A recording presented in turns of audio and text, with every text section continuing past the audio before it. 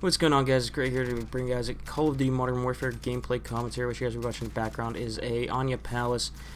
Just some streaking I did. I went like 118 to 14 overall, which that's pretty high of a death count usually for my gameplay standards, so there were some pretty nice, decent streaks in here, and that's just why I wanted to bring it to you guys today, because honestly, I feel that this is also a really good SCAR class setup that I want to go over, since I kind of switched up my SCAR class setup a little bit recently, as well as some of my other weapons that I've been using too. So we're going to talk about a few things in this gameplay. So one of the first things we're going to talk about is a mistake I've kind of made in the past, always telling, you know, my subscribers, viewers, and all you guys, trying to tell you to use the tactical suppressor over the monolithic suppressor on something like the AK-47, since, you know, you can three-shot people to the body, or, like, if you place your shots well with the AK-47, you can basically, I think it's like 3-shot to the upper abdomen and chest, across the entire map, but if you hit, like, limbs and stuff like that, then it's going to be a 4-shot, but, basically, the reason I am telling you guys that, you know,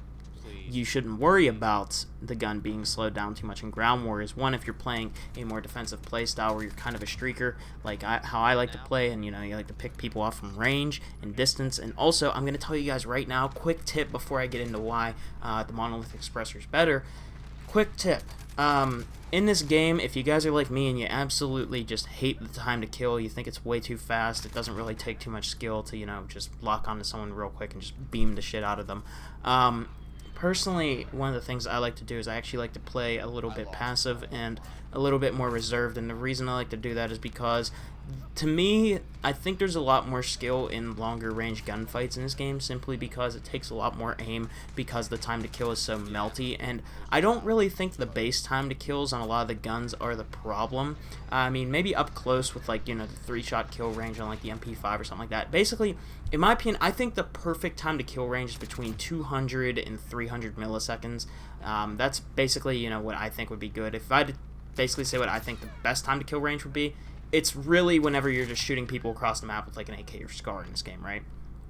There's a lot more recoil control, there's a lot more aim that has to go into it, fine-tuned aim, which I feel that, you know, I'm really confident in my shot at long range, which is why I like to do this, because I feel like I'm going to be a much harder target to be hit by the average player, simply because it takes a lot more practice and stuff like that whenever you have to aim at range, whereas up close the aim assist is just a lot stronger, and all these little things. I mean, you know, if you guys don't want to play that way, you don't have to, but I'm just telling you guys why I like to play defensive, and it's simply because the time to kill in this game, with the headshots and all that kind of stuff, the headshot multiplier, and even stopping power being in the game, it's ludicrous for how fast you can actually die, and I feel that, you know, you actually stand a chance to have an actual gunfight if you're shooting people at longer distances, and that's just why I like to try to keep my distance, and, you know, it's up to you guys how you want to play. Anyways, back to the suppressor. So the monolithic suppressor is better than the tactical suppressor because it increases your bullet velocity by 15%. I didn't know this until I was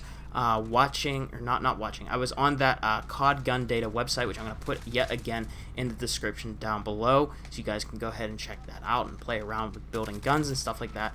But the thing that is so good about this is, basically, if you guys don't know what bullet velocity is, I'm going to break it down for you real quick. Bullet velocity is basically as soon as your bullet leaves your gun and it hits the target, right? That's like the speed of which it's going to come out of your gun to the speed of whenever it hits the target, basically, right? So let's say, I'm going to ballpark this one because I don't know the exact values off the top of my head, but let's say the AK-47 has, I don't know, 800 meters per second by its base, right? Like, let's say it has 800 meters per second bullet velocity. So I put on the Romanian barrel, which increases bullet velocity, and now that I put on the monolithic suppressor on the AK-47, you're further increasing that bullet velocity. So now we have maximum bullet velocity on the AK-47, and if you guys don't know how much it actually helps out, it's going to be around 1200 meters per second. I believe that's like the actual value, somewhere around there. Might be a little bit more, a little bit less, but you guys can look at it on your own on Cod Gun Data. And basically what that means is at very long ranges. So let's say I'm sitting up on the C building on Port of Verdansk, right? So basically that's the top of Vacant. Alright, think about that, and now think if you're spawning on Port of Verdansk down at the E headquarters. With 1200 meters per second, I can basically shoot those people from that top of the building down into their spawn while there are little pixels on my screen, basically with no bullet lead because of how good 1200 meters per second bullet velocity is. And it's absolutely crazy to even think that, that hit scan is even in this game, because, this game's supposed to have bullet velocity and stuff like that, but it almost is hit scan at that point, right? So it feels so good. And even in Warzone, I think that could be a really good setup. And a lot of the people always say, I see so many people saying, oh, well, now that the Amax is in the game, the AK-47 is useless. People just keep saying that. It's not the case, right? The maximum bullet velocity you can actually get on the Amax, I believe, is like 900 to 1,000 meters per second, which, if you're using the AK-47, like I said, you can get 1,200. And believe me, it matters whenever you're shooting people completely across the map. And if you have really good aim and you're trying to do what I'm doing as well, or, you really want to try to play like how I do, where you keep your distances a little bit longer, so that way the gunfights feel more in your favor. If you have good accuracy down range, you're gonna want the gun that has the best bullet velocity. So this is why I don't really like to use submachine guns in ground wars, simply because they don't really have the best bullet velocity. And it's the same thing with well, mostly just submachine guns. LMGs are just too slow, in my opinion. They're just not well rounded. But using something like the AK-47, I think it's the best gun in ground war still, hands down.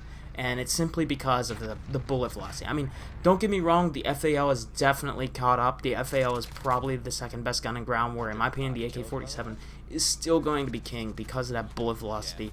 And it's just an absolute monster whenever you put the right attachments on it. Like I said, Romanian barrel, the Monolithic Suppressor, tack laser, stippled grip tape, and skeleton stock are all fantastic in combination together.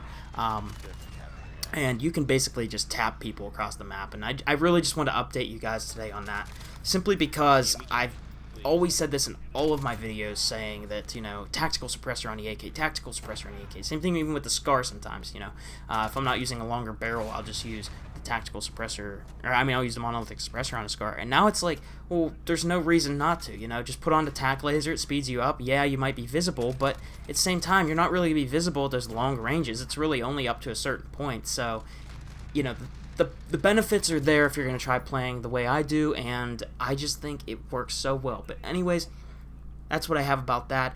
Now I want you guys just to listen to my frustration with Modern Warfare and why I haven't been playing as much lately. It's just so much better for my mental health, and I think you guys will understand where I'm coming from. Basically, I'm just at the point where I've played this game so much that I'm just getting frustrated with it. So you guys are about to hear the first time I've ever hit my desk in the history of gaming, so yeah, roll it. No, I just got knifed. There's a guy up here with... So it's just basically coming to that point of the game's life cycle where I'm just really frustrated with the things that devs haven't changed, and some of that honestly does include all the issues with the mounds on some maps like Kravnik Farmland and Euphrates Bridge, and the clipping issues on objects where you can't shoot through them properly, or they're just blocking your bullet penetration, all that kind of stuff. And there's just a lot of small things too that just haven't been fixed, and Infinity Ward just doesn't seem to care. So yeah, the overuse of cold-blooded as well is one of the perks. It's just like, there's so many things that frustrate me with this game, and it's honestly just starting to catch up with me. So I'm still going to keep the content rolling, but yeah, anyways, I'll see you guys in the next one. Peace.